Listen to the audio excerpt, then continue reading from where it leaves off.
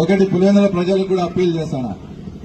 గత మున్సిపల్ ఎన్నికల్లో ఇదే మా భాషను కానీ మా ముక్కా భాస్కర్ ను పిలిచి ఏదో జాబ్స్ కూడా ఇస్తానట్టు మీరు నామినేషన్ వేస్తారంట. తర్వాత మీకు గంజాయి కేసు కావాలా, అత మట్కా కేసు కావాలా, క్రికెట్ బెట్టింగ్ కేసు కావాలా, యాది కావాలా మీరే తేల్చుకోవాలని మాట్లాడినారు ఇదే పోలీసులు. మేము ఆ రకంగా కూడా చేయం. మొన్న జెడ్పీటీసీ ఎలక్షన్స్ లో ఏ రకంగా నామినేషన్ వేసి మీరు ఎలక్షన్ జరుపుకున్నారో అదే రకంగా నామినేషన్లు ఇచ్చి పులివెందుల ప్రజల మద్దతు మాకుంది.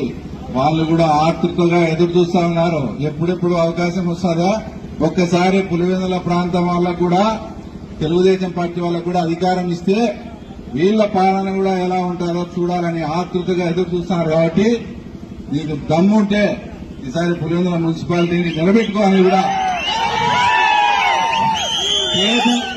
మీకు చేతనైతే ఈసారి పులివెందుల మున్సిపాలిటీ నువ్వు నిలబెట్టుకో, అప్పుడు మళ్ళా రాజకీయాల గురించి మాట్లాడదామని కూడా ఈ సభాముఖంగా గుర్తు చేస్తూ ఇంతటి భారీ కార్యక్రమానికి విచ్చేసి ఈ కార్యక్రమాన్ని విజయవంతం చేసిన అందరికీ కూడా పేరు పేరున అందరికీ నమస్కారాలు తెలుపుకుంటూ జై తెలుగుదేశం,